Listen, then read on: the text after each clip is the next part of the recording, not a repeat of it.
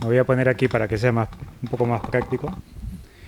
Bueno, antes que nada felicitar a los dos ponentes por sus excelentes presentaciones. El tema ampliamente lo conocéis a detalle y nada, yo estaba atento al 100% de las dos charlas. Y no sé, quería preguntarle a la sala si tenía alguna pregunta para iniciar la ronda de preguntas a los ponentes. Hola.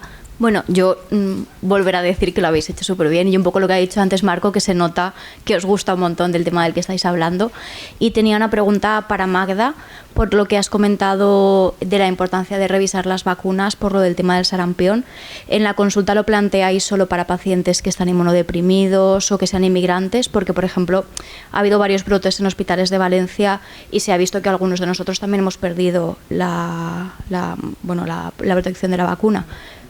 No, de hecho es un tema que creo que no, para nada. O sea, el problema está en que, por ejemplo, para sarampión lo tenemos en cuenta en todos los viajeros que vienen que pudieran tener riesgo, aunque estén vacunados en la infancia. Por eso te digo que a veces hacemos control serológico previo y necesitamos un poco más de tiempo, viajeros de alto riesgo que van a cooperar con niños. Sobre todo te dicen también viajeros que vayan a ir a acontecimientos donde vaya a haber mucha gente, todo lo que puede propiciarlo.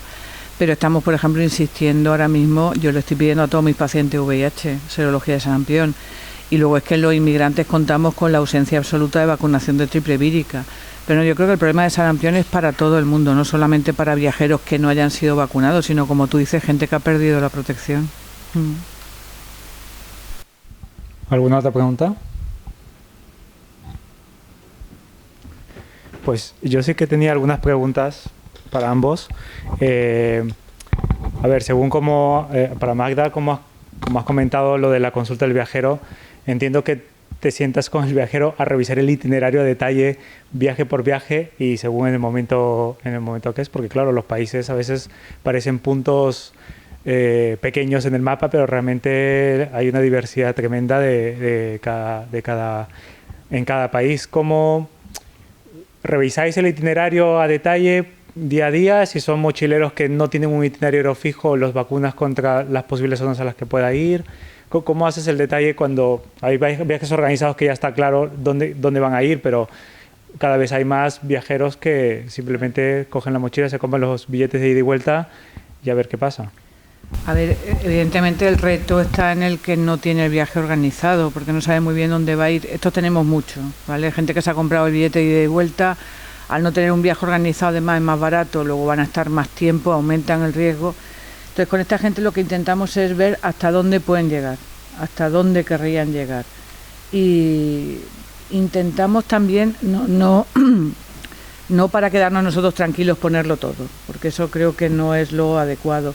Pero con el viajero que no tiene el recorrido hecho, a veces terminas haciéndolo durante la consulta. Por ejemplo, agrupando zonas de alto riesgo de malaria, o si el viajero tiene especial predilección por un determinado, porque luego hay mochileros que realmente no van a salir de la ciudad.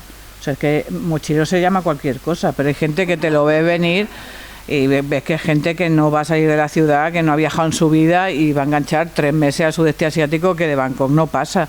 Y luego hay gente peligrosa desde el momento en que entra en la consulta, que los ves venir que van a ser un peligro. Pero eso también la experiencia te lo hace. Pero sí, un poco es intentar saber hasta dónde querrían llegar, aunque luego no lleguen, pero cuál es tu ilusión, hasta dónde. Es lo mismo que la gente que dice, en 3 meses voy a recorrer Sudamérica. A ver, 3 meses Sudamérica. Bueno, voy a empezar por Perú.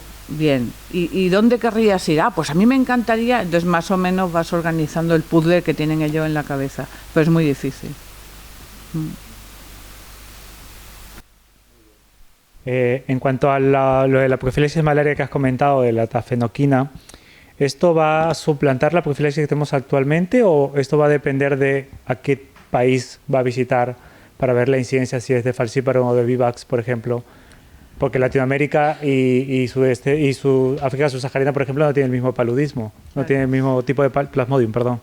A ver, yo creo que tafenoquina puede llegar a sustituir lo que tenemos ahora, porque va a tener efectividad frente a falciparum y frente a Vivax, porque Vivax está empezando a dar problemas y estamos empezando a ver Vivax graves y probablemente no vemos más porque las zonas con mucho Vivax la gente no viaja a las zonas de más riesgo, a las zonas, es un poco la conjunción, pero yo creo que la tafenoquina va a terminar desplazando a los antipalúdicos que tenemos ahora para profilaxis, porque nos va a ayudar las dos cosas.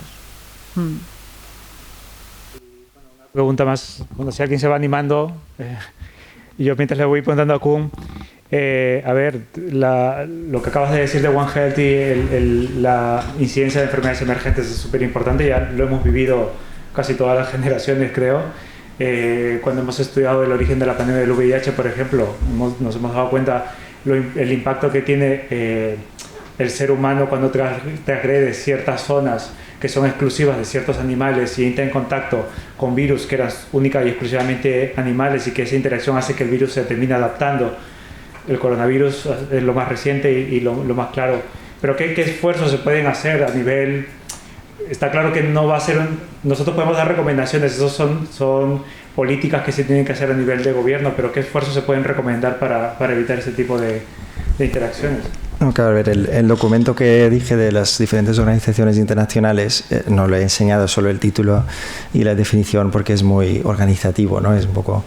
Pero ellos tienen recomendaciones claras y objetivos claros para muchos países y organizaciones de abarcar estas enfermedades desde el punto de vista One Health, ¿no? Y lo que incluye es, por un lado, hacer una vigilancia de la presencia de diferentes infecciones en las poblaciones salvajes, que es difícil, pero es un esfuerzo que se tiene que hacer para saber qué hay o qué nos puede esperar.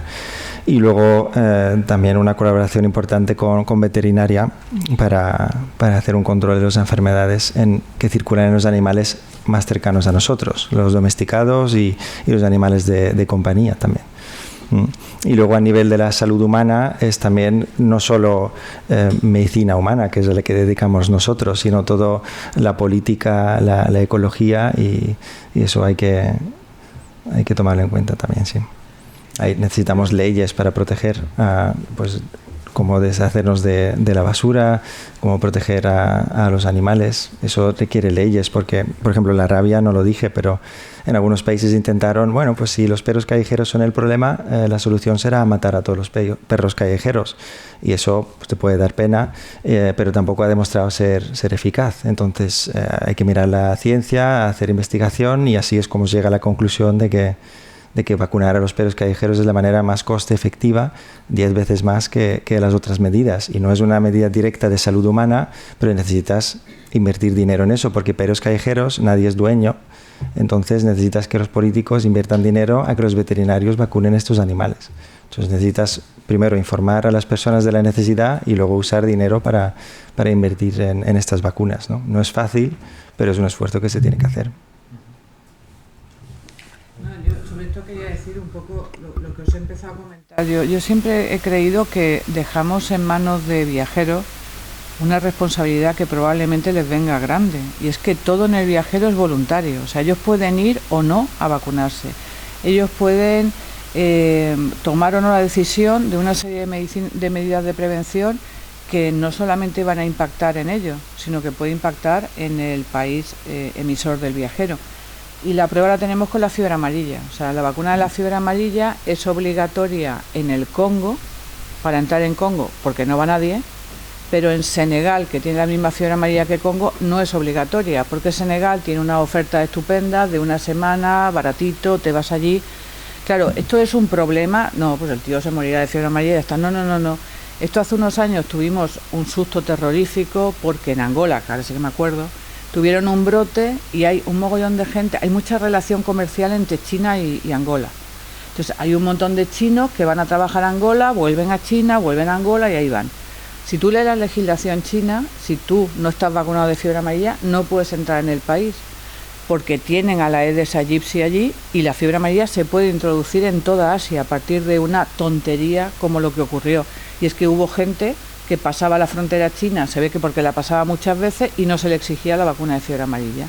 ¿Qué pasa? Que esa gente se puso con fiebre y empezó a dar vueltas por hospitales de China, porque tampoco nadie pensaba, le hacían la prueba de malaria repetida, era negativa, que iban a tener una fiebre amarilla, porque todo el mundo daba por hecho que estaban bien vacunados. Y no fueron uno ni dos, sino bastantes casos durante el brote, de tal forma que la Organización Mundial de la Salud dijo, a ver, que nos hemos jugado que introducir una enfermedad como la fiebre amarilla en un continente como Asia. Entonces, lo de la vacunación del viajero yo creo que sigue siendo demasiado voluntarioso. Y claro, estar en la consulta oyendo a una señora que dice, ay, pues no lo sé, ay, ¿me vacuno o no me vacuno? Señora, no está usted comprando un batido, o sea, se tiene usted que vacunar porque no es por usted, es por... Entonces creo que la legislación, por el afán turístico, puede llegar a ser un poco, para mi gusto, corta en el viajero. ¿Alguna pregunta? Si no, pues nada, quería agradecer vuestras presentaciones, nos ha encantado mucho y nada, voy a dar paso a la siguiente mesa. Bien, vale.